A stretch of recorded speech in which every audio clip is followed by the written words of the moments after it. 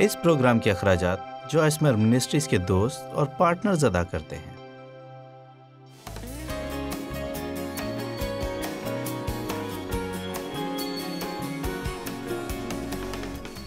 مسیح کے پیچھے چلنے سے جو استحقاق آپ کو ملیں گے وہ ہر کسی کو نہیں ملتی، لیکن پورے طور پر خدا کو خوش کرنے اور کچھ قربانیاں دینے اور پورے طور سے اس کے پیچھے چلنے کی ضرورت ہے۔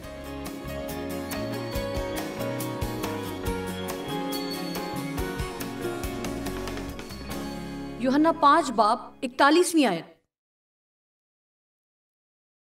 مجھے یہ آیت بہت پسند ہے۔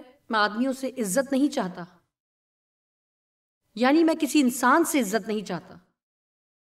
مجھے فانی شہرت کی طلب نہیں، یہ بات یسوع کہہ رہا ہے۔ جس لفظ پر آپ کی توجہ چاہتی ہوں وہ طلب ہے۔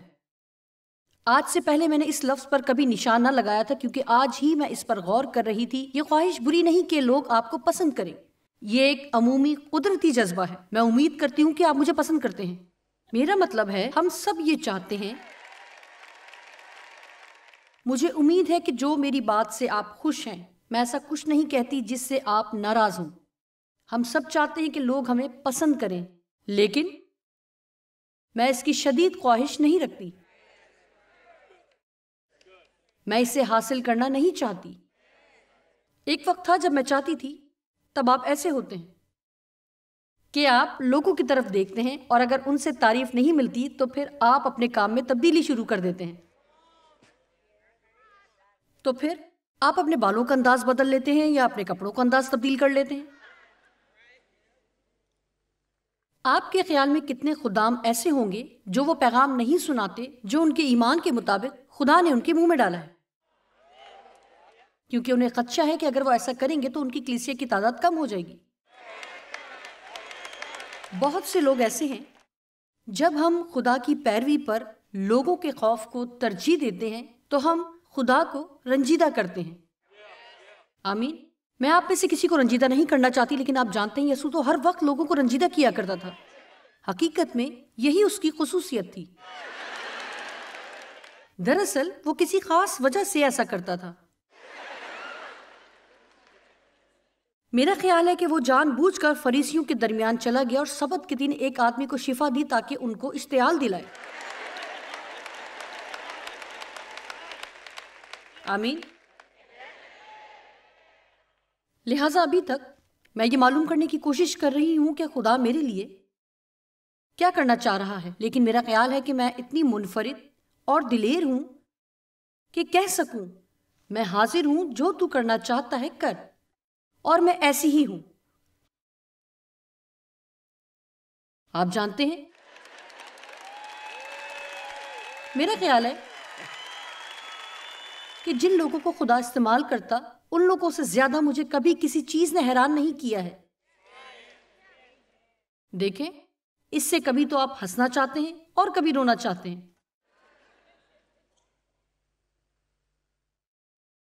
انسانوں کے ڈر کو اپنا مقصد چرانے نہ دیں، انسانوں کی طرف سے عزت کی طلب نہ کریں۔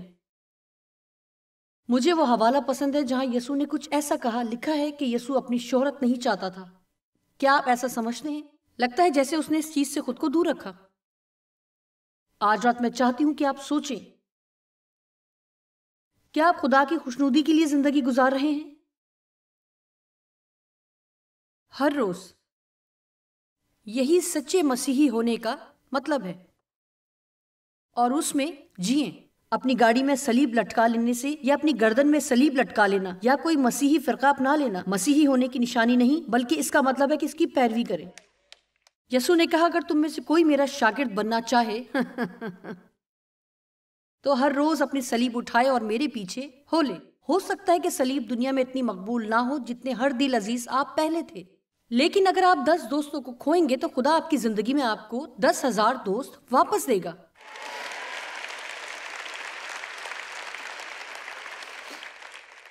کلسیوں 1:10 تاکہ تمہارا چال چلن خداوند کے لائق ہو اور اس کو ہر طرح سے پسند آئے، اور تم میں ہر طرح کے نیک کام کا پھل لگے اور خدا کی پہچان میں بڑھتے جاؤ۔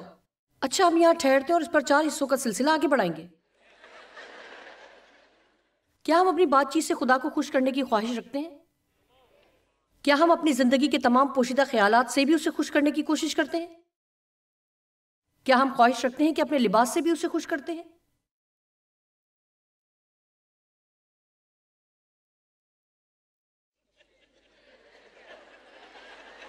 اب آپ اپنے ارد گرد دیکھ رہے ہیں،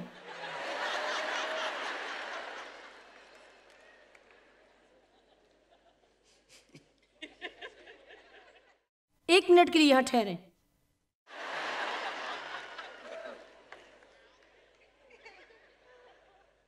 سب یہ چاہتے ہیں، سب میری طرف دیکھیں، آپ سب نہیں ہیں۔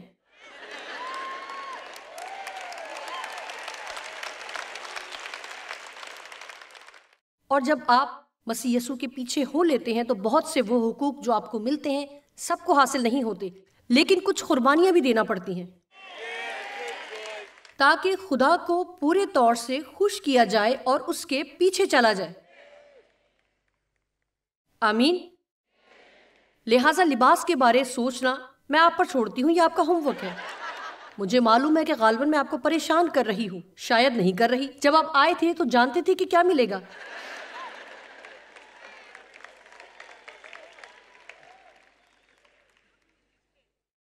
تاکہ تمہارا چال چلن خداوند کے لائق ہو اور اس کو ہر طرح سے پسند آئے اور تم میں ہر طرح کے نیک کام کا پھل لگے اور خدا کی پہچان میں بڑھتے جاؤ۔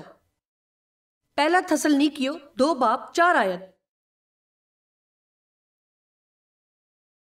بلکہ جیسے خدا نے ہم کو مقبول کر کے خوشخبری ہمارے سپرد کی، ویسے ہی ہم بیان کرتے ہیں، آدمیوں کو نہیں بلکہ خدا کو خوش کرنے کے لیے۔ آپ کو بتانا چاہتی ہوں، پوری صلاحیت سے یہ کوشش کرتی ہوں جب میں یہاں آئی تو میرا ایمان ہے کہ وہی بولوں جو خدا میرے منہ میں ڈالتا ہے۔ اور بعض اوقات آپ ایسے ہوتے ہیں جیسے تھوڑے اداس ہوں۔ آج رات جب آپ یہاں آ کر بیٹھے اور کہتے ہیں میں جانتی ہوں کہ جو میں کر رہی ہوں وہ خدا کو خوش نہیں کرتے،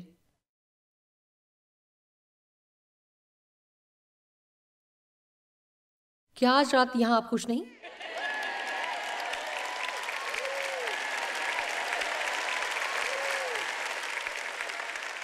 آپ نے دیکھا، یہی وجہ ہے کہ میں دلیری سے یہ کہتی ہوں کہ جتنا ہم خدا کو خوش کرتے ہیں اتنے ہی زیادہ ہم بھی خوش ہوتے ہیں۔ جی ہاں، ہو سکتا ہے کہ جسمانی طور پر اندر آپ کو کچھ کھونا پڑے، لیکن اپنی روحانی زندگی میں آپ کچھ نہ کچھ ضرور حاصل کریں گے۔ اور میں یہ بھی ایمان رکھتی ہوں کہ میرے خیال میں جتنا ہم روحانی طور پر اوپر جاتے ہیں، ہمیں جسمانی خواہشات کو آہستہ آہستہ سلیب دینا ہوتا ہے، اور یہ ایک مسلسل عمل ہے۔ ہم ہمیشہ فیصلہ کرتے ہیں، ہمارا راستہ تنگ سے تنگ اور تنگ ہوتا چلا جاتا ہے، اور جس کام کے لیے خدا نے آج یہاں آپ کو بھیجا ہے، آج رات وہ آپ کے راستے کو مزید تنگ کرنے کی کوشش کر رہا ہے، لیکن کسی سے کوئی چیز لینے کے لیے نہیں، بلکہ کسی کو کچھ نہ کچھ دینے کے لیے۔ جو کچھ آپ مانگ رہے ہیں، میری خوشی کہاں ہے، مجھے اور سکون چاہیے۔ میں جانتی ہوں اس صورتحال سے گزری ہوں، ہزاروں دفعہ ان پہاڑوں کے گرد چکر لگائے ہیں۔ رد کیے جانے کا خوف یا لوگوں سے رد کیا جانا ایک بہت بری کیفیت ہے۔ ایمانداری سے کہتی ہوں کہ رد کیا جانا بہت دردناک ہوتا ہے۔ میں یہاں کھڑی بغیر سوچے یہ کہہ سکتی ہوں کہ مجھے اپنا چرچ چھوڑنے کے لیے کہا گیا۔ میں نے اپنے تمام ساتھی، خاندان کے کچھ لوگ بھی کھو دیے جو کلیسیا کو چھوڑ دینے کے ہمارے فیصلے سے متفق نہیں تھے۔ میں یہ نہیں کہہ رہی کہ اگر میں وہاں رہتی تو بہت خوش ہوتی، لیکن میں اس لیے خوش نہیں تھی کہ انہوں نے مجھے باہر نکالا۔ لہٰذا آپ جانتے ہیں میں بالکل ایسا نہیں چاہتی تھی، لیکن مجھے کہا گیا کہ چلی جاؤ یا منہ بند رکھو، اور منہ بند رکھنا میرا انتخاب ہونا ہی نہیں تھا۔ اور شاید میں کبھی اتنی عقل مندی سے دنیا میں چلتی ہی نہیں تھی۔ آپ کو معلوم ہے کہ بعض اوقات جب خدا کی آگ آپ کو چھوتی ہے تو آپ نہیں رہتے اور اپنی عقل مندی کا مظاہرہ نہیں کرتے۔ لیکن آپ جانتے ہیں میرے خیال میں خدا کے نزدیک بالکل بھی آگ نہ ہونے کے بجائے تھوڑی سی آگ بھی پھیل جاتی ہے۔ میرا مطلب ہے آپ جانتے ہیں مجھے سیدھے راہ اور صحیح راستے پر آنے کے لیے تھوڑا سا وقت لگتا ہے، اور آپ جانتے ہیں کہ جب بھی میں ماضی پر نظر ڈالتی ہوں تو یہ سوچتی ہوں شاید مجھے ایسا نہیں کہنا چاہیے تھا، شاید مجھے ایسا نہیں کرنا چاہیے تھا، لیکن میری نیت ٹھیک تھی اور ایسی ہرگز نہیں تھی کہ ہر کوئی مجھے رد کرتا۔ لیکن میں آپ کو بتاتی ہوں، میں یہاں کھڑی اب یہ بتا سکتی ہوں میں نے اپنے سب دوست کھو دیے اور یہ تکلیف دہ تھا۔ میرا مطلب یہ سب کچھ ذہنی اذیت کی انتہائی حد تک تکلیف دہ تھا۔ رد کیا جانا تکلیف دہ عمل ہے۔ ایمانداری کی بات یہ، جب میں ماضی کو دیکھتی ہوں مجھے یہ کہنا پڑتا ہے میں واقعی نہیں جانتی تھی کہ یہ سب کیسے ہوا، کیونکہ میں اس بات کا بہت خیال رکھتی تھی کہ لوگ میرے بارے میں کیا سوچتے ہیں۔ یہ صرف خدا کا فضل ہی تھا کہ میں یہ سب کرنے کے قابل ہوئی۔ لیکن مجھے یاد ہے میں اپنے کچن کے فرش پر گھٹنوں کے بل جھک گئی، ایک تعلیمی واعظ سنا راست بازی کے بارے میں۔ اس طرح کی تعلیم میں نے کبھی نہیں سنی۔ میں راست باز ہوں، میں نے کبھی یہ نہیں سنا تھا۔ میں نے سنا میں انتہائی بری، قابل نفرت، بدبودار اور گناہگار ہوں۔ میں خدا کے ساتھ درست ہوں، بری نہیں ہوں۔ لہٰذا راست بازی کے بارے میں نے جو یہ تعلیم پائی، حقیقت میں یہ تعلیم سمجھی ہی نہیں۔ سکھانے والا دوسرا کرنتھیوں 5:21 سے تعلیم دے رہا تھا، جو گناہ سے واقف نہ تھا اسی کو اس نے ہمارے واسطے گناہ ٹھہرایا تاکہ ہم اس میں ہو کر خدا کے راست باز ہو جائیں۔ جب ہم یہ کہتے ہیں کہ راست باز ہیں، صرف اپنے کاموں سے ہی راست باز نہیں بننا، میں اکثر غلط ہوتی ہوں، لیکن ہمیں خدا کی راست بازی دی گئی ہے اور بائبل کہتی ہے ہمیں اس راست بازی کو شاہی لباس کی طرح پہننے کی ضرورت ہے۔ جب آپ اسے خاص انداز سے پہنتے تو آپ کو اس کا دعویٰ کرنے کی ضرورت ہے کہ مسیح میں آپ کیا ہیں، اور مسیح ہی ہے ہم میں کچھ نہیں بلکہ مسیح میں ہے، مسیح میں سب کچھ ہے۔ لیکن میں نے جب یہ تعلیم سنی اور پھر میرے اندر کچھ ہوا، جبکہ میرا ذہن سمجھ ہی نہیں پایا جو کچھ میرے اندر ہو رہا تھا۔ اب مجھے کچھ چیزیں کھونے کے خطرات بھی تھے، لیکن ایک فیصلہ بھی لینا تھا۔ مجھے ایک فیصلہ کرنا تھا۔ میں نہیں جانتی، لیکن جو اس وقت ٹی وی دیکھ رہے ہیں یا جو اس وقت یہاں موجود ہیں، ان میں کسی کی زندگی میں خدا کچھ کرنے کی کوشش میں ہے۔ شاید آپ ہوں، آپ کی زندگی کے لیے خدا کی بلاہٹ ہے۔ شاید آپ جانتے ہوں کہ خدا آپ سے قدم بڑھانے اور کچھ کرنے کو کہہ رہا ہو۔ آپ کے خیال میں لوگ نہیں سمجھتے، آپ کو بھی 100% یقین نہیں کہ آپ خدا ہی کی آواز سن رہے ہیں، لیکن آپ کو لگتا ہے کہ وہ آپ کو کبھی اکیلا نہ چھوڑے گا۔ اب اس ہفتے کے اختتام پر ہم غلطی کرنے کے خوف پر مزید بات کریں گے۔ میں آپ کو کچھ دلچسپ بات بتاتی ہوں کہ جب تک آپ خطروں کا سامنا کرنے کے لیے تیار نہیں ہوں گے تو کبھی بھی روحانی بلوغت تک نہیں پہنچ پائیں گے۔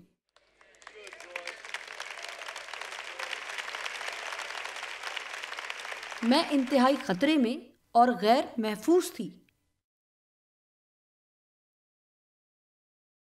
میں کہتی ہوں کہ جب میں نے یہ فیصلہ کیا، لیکن در حقیقت ڈیو اور میں نے اکٹھے ہی یہ فیصلہ کیا۔ اصل میں ڈیو اس بات کی بالکل پرواہ نہیں کرتے کہ لوگ کیا سوچتے ہیں، یہ ان کا مثبت پہلو ہے۔ میں یہ برے معنوں میں نہیں کہہ رہی، بلکہ اس لحاظ سے کہ وہ کہتے ہیں کہ یہ میری ذمہ داری نہیں کہ لوگ کیا سوچتے ہیں۔ کاش میں ایسی ہوتی، لیکن یسوع کے ساتھ مجھے ان تمام مشکلات میں سے گزرنا تھا تاکہ ممکن ہو کہ میں آپ کو یہ سکھا سکوں کہ یہ میری نہیں، آپ کی غلطی ہے۔ لیکن میں یہ نقطہ پیش کرنا چاہتی ہوں کہ میرے لیے یہ کہنا بہت مشکل تھا کہ یہ ٹھیک ہے، میں خاموش رہوں گی۔ ٹھیک ہے، میں سمجھتی ہوں میں کوئی مشکل پیدا نہیں کرنا چاہتی ہوں، میں خاموش رہوں گی۔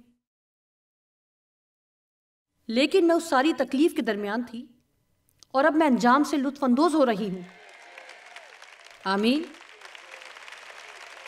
میں اس سوچ میں یعنی مشکل کے درمیان میں ہونے کو پسند کرتی ہوں۔ خدا کے کلام میں بہت سے حوالہ جات ہیں، بہت سی زبردست آیات ہیں۔ آپ کی زندگی میں ترقی کے ہر موقع کو ابلیس رد کیے جانے کے لیے استعمال کرتا ہے تاکہ آپ اگلے درجے تک نہ پہنچ سکیں۔ آپ میں سے کتنے لوگ اگلے درجے کی طرف بڑھ رہے ہیں؟ مجھے امید ہے اور آج رات خدا کا کلام جو آپ سن رہے ہیں وہ آپ کو دلیری سے زندگی گزارنے کا فیصلہ کرنے، آگے بڑھنے، قدم اٹھانے اور تلاش کرنے میں مدد دے گا۔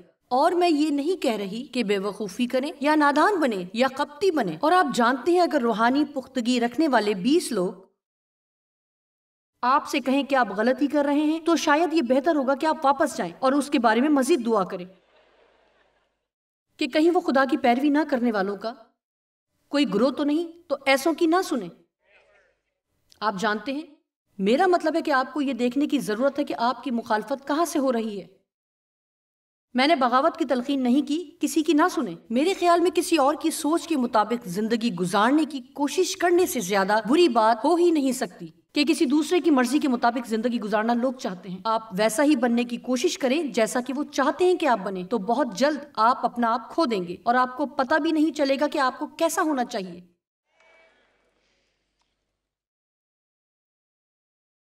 مشکلات میں سے گزرنا ہمارے لیے اچھا ہے، یہ واقعی اچھا ہے۔ ہرگز ایسا نہ سوچیں کہ اگر کوئی چیز مشکل ہے تو اس کا مطلب ہے خدا کسی مقصد کے تحت مشکلات کو ہمارے ماضی میں رکھتا ہے۔ یسایہ 41 میں بائبل کہتی ہے، میں تجھے مشکلات میں سے گزار کر مضبوط بناؤں گا۔ آئیے یسایہ 41:10 کو پڑھتے ہیں۔ آپ جانتے ہیں کہ جب آپ کے بچے کے کاٹنے کے دانت نکلتے ہیں تو وہ کیا چبانا چاہتا ہے؟ کچھ سخت۔ آپ کے پپی کے جب کاٹنے کے دانت نکلتے ہیں تو وہ کیا چبانا چاہتا ہے؟ اچھا، ہمارے کاٹنے کے روحانی دانت ہیں اور ہمیں سخت چیزوں کو کاٹنا ہے، مشکل کاموں کو۔ آمین۔ میں نے آپ کو بتایا، ہم کھولیں گے یسایہ 41:10۔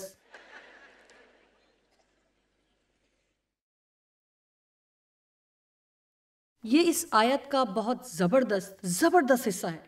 تو مت ڈر کیونکہ میں تیرے ساتھ ہوں۔ آپ جانتے ہیں ڈر میں زندگی نہ گزارنے کی ایک وجہ ہے کہ میں تیرے ساتھ ہوں۔ ہراساں نہ ہو کیونکہ میں تیرا خدا ہوں، میں تجھے مشکلات میں سے گزار کر زور بخشوں گا۔ میں تجھے مشکلات میں سے گزار کر زور بخشوں گا۔ میں تجھے مشکلات میں سے گزار کر زور بخشوں گا۔ میں تجھے مشکلات میں سے گزار کر زور بخشوں گا۔ آپ اس کا مطلب جانتے ہیں؟ جو چیزیں اب آپ کے لیے مشکل ہیں 5 سال کے بعد وہ مشکل کا باعث نہیں بنیں گی۔ میرا مطلب ہے وہ آپ کو بالکل بھی تنگ نہیں کرے گی، لیکن اب اگر آپ ان کو چھوڑ کر بھاگیں گے تو اگلے 5 سال تک وہ آپ کو تنگ کرتی رہیں گی۔ لہٰذا یہ آپ پر منحصر ہے کہ 5 سال کے بعد آپ ایسے ہی رہنا چاہتے ہیں یا آپ خدا کے ساتھ مشکل میں سے گزرنا چاہتے ہیں اور کچھ وقت خطرے میں رہنا چاہتے ہیں۔ میں نے کیوں یہ کہا کہ خطرے یا مشکل میں ہونا اچھا ہے؟ کیونکہ یہی وہ راستہ ہے جس سے ہمیں یہ پتہ چلتا ہے کہ خدا ہمارے لیے کیا کرے گا اور کیا نہیں کرے گا۔ مجھے معلوم ہے جب میں نے اپنی نوکری چھوڑی تب مجھے لگا کہ خدا مجھے اس خدمت میں جانے کے لیے کہہ رہا تھا، اور ویسے جب میں نے یہ خدمت شروع کی تو میں 42 سال کی تھی اور میرے 3 بڑے اور ایک چھوٹا بچہ تھا۔ لہٰذا یہ نہ کہیں کہ آپ خدا کے لیے کچھ نہیں کر سکتی کیونکہ آپ کے بہت سے بچے ہیں یا آپ کی عمر گزر چکی ہے۔ میں آپ کو بتاتی ہوں، خدا کے لیے کچھ کرنے کی چاہت آپ کو پاگل پن جیسا کرنے پر مجبور کر دے گی۔ آمین۔ میں نے جان لیا تھا کہ خدا میری مدد کرے گا، خدا میرے لیے دروازے کھولے گا۔ مجھے معلوم تھا کہ جن کے بدلے میں نے ان ساتھیوں کو کھویا، خدا مجھے ان کے بدلے اور ساتھی دے گا، کیونکہ میں نے خطرہ مول لیا۔ میں نے جان لیا کہ میرے غلط ہونے کا امکان تھا، ہو سکتا ہے خدا بالکل بھی ساتھ نہ دیتا، اور جس محفوظ جگہ پر ہم رہ رہے ہوں اس سے بری جگہ کوئی ہے ہی نہیں۔ محفوظ جگہ میں بھی پرخطر مقام ہو، ڈرنے کی ضرورت نہیں۔ لہٰذا آج رات اختتام پر میں آپ کے سامنے 4 آیات رکھنا چاہتی ہوں۔ میں صرف آپ کے لیے پڑھوں گی نہیں بلکہ ہم مل کر ان آیات پر غور کریں گے، اور خدا پر ایمان رکھتی ہوں کہ جب ہم پڑھیں گے تو آپ کے دل میں ضرور ہی کچھ وقوع پذیر ہوگا جو فیصلہ کرنے میں آپ کی مدد کرے گا۔ خدا آپ کے کسی جاننے والے سے بڑا ہے، اور اگر خدا آپ کے لیے ہے جیسا کہ اس نے کہا ہے کہ وہ آپ کے لیے ہے، جی آپ سے کہہ رہی ہوں، جی چاہے آپ گناہگار بھی ہیں خدا آپ کے لیے ہے۔ ایمانداری کی بات ہے، چاہے آپ ایسے شخص ہیں جس نے ابھی تک اپنی زندگی مسیح کے حوالے نہیں کی، پھر بھی خدا آپ کے لیے ہے۔ آج رات وہ آپ کو بلا رہا ہے، وہ آپ کو پیار سے قائل کر رہا ہے۔ خدا آپ کے لیے ہے، اور اگر خدا میرے لیے ہے تو کون میرا مخالف ہے؟ اگر خدا میری طرف ہے تو میں کس سے ڈروں گا؟ آئیے غور سے ان آیات کو دیکھتے ہیں۔ رومیو 8 کی 31 اور 32 آیت۔ خدا کے کلام میں اتنی قدرت ہے کہ آپ کو آزاد کر سکے، لیکن تب جب آپ اسے عاجزی سے قبول کریں۔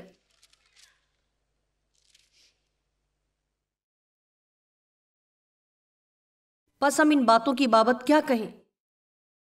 اگر خدا ہماری طرف ہے تو کون ہمارا مخالف ہے؟ یا ہو سکتا ہے کون ہمارا دشمن ہو سکتا ہے اگر خدا ہماری طرف ہے؟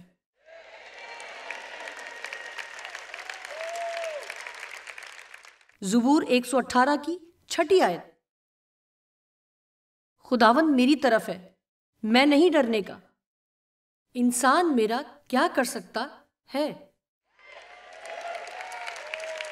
واقعی اس پر سوچیں۔ میرا مطلب ہے میں نے یہ لکھا اور نوٹ کیا کہ انسان میرا کیا کیا کر سکتا ہے۔ وہ میرے بارے میں بات کر سکتے ہیں، وہ میرے بارے میں برا سوچ سکتے ہیں۔ آپ کے ارد گرد کے لوگ ہر وقت آپ کے بارے میں برا سوچتے ہوں گے، لہٰذا وہ مجھے رد کر سکتے ہیں، وہ کہہ سکتے ہیں کہ وہ میرے دوست نہیں بننا چاہتے، وہ مجھے پارٹی پر دعوت نہیں دے سکتے۔ ہو سکتا ہے کہ میرا باس مجھے پسند نہ کرتا ہو، وہ مجھے ترقی نہیں دے سکتا یا مجھے آگے بڑھنے نہیں دے سکتا۔ آپ کہیں گے تو کیا ہوا اگر وہ مجھے دکھ دیں گے؟ اگر کوئی مجھے مار بھی دے تو کیا ہوگا؟ ایک آیت ہے جہاں خدا کہتا ہے جو بدن کو قتل کرتے ہیں اور روح کو قتل نہیں کر سکتے۔ ان سے نہ ڈرو بلکہ اس سے جو روح اور بدن دونوں کو جہنم میں ہلاک کر سکتا ہے۔ آمین۔ ہم یہاں اس ملک میں اپنے ایمان پر مر مٹنے کا اس قدر سامنا نہیں کر رہے، لیکن پوری دنیا میں یہ سب ہو رہا ہے۔ اور میں آپ کو سچ بتاتی ہوں، ہم جو مغربی دنیا میں ہیں ہمیں تھوڑا مضبوط ہونا چاہیے، کیونکہ میرا خیال ہے بہت جلد ہمیں بھی اس کے لیے کھڑا ہونا پڑے گا۔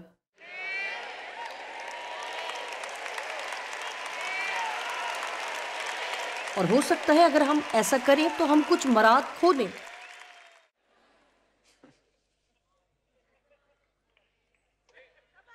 ہمیں ابھی وہ فیصلہ لینا شروع کرنا ہوں گے۔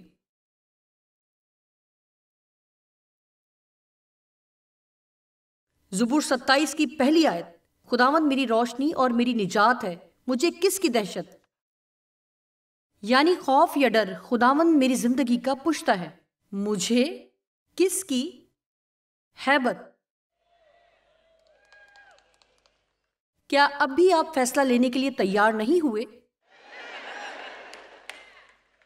تو چلے پھر آخری آیت پڑھتے ہیں، عبرانیوں 13 کی 6۔ اس واسطے ہم دلیری کے ساتھ کہتے ہیں کہ خداوند میرا مددگار ہے، میں خوف نہ کروں گا، یعنی ڈروں گا نہیں، نہ ہی گھبراؤں گا۔ انسان میرا کیا کر سکتا ہے؟ آمین۔ آئیے آج رات خداوند کے لیے بھرپور تالیاں بجائیں۔ ہاللیلویا۔ ہمیں دلیری سے بھرنے کے لیے خداوند تیرا شکر ہو۔ آمین۔ یسوع کے نام میں آپ سب کے لیے دعا کروں گی کہ جو کچھ بھی آپ کریں گے، خدا کی دی گئی طاقت اور دلیری کو آپ صحیح وقت پر صحیح راستے میں حاصل کریں گے۔ آپ لوگوں کو خوش کرنے، جعلی دکھاوے کی زندگی گزارنے کے بجائے خدا کے منصوبے کے مطابق گزاریں گے۔ یسوع کے نام میں آمین۔